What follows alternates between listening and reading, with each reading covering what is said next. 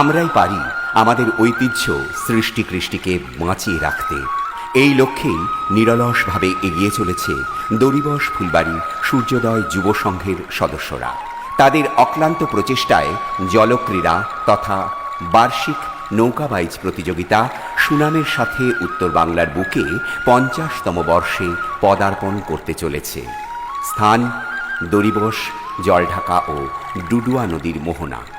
প্রকৃতি যেখানে বিছিয়ে দিয়েছে অপার সৌন্দর্যের সম্ভার। নদীমাতৃক জীবনে নৌকাবাইজ এক অবিচ্ছেদ্য অঙ্গ। বাংলাদেশের জলক্রীড়ায় প্রভাবিত হয়ে সূর্যোদয় সংঘের এই আয়োজন।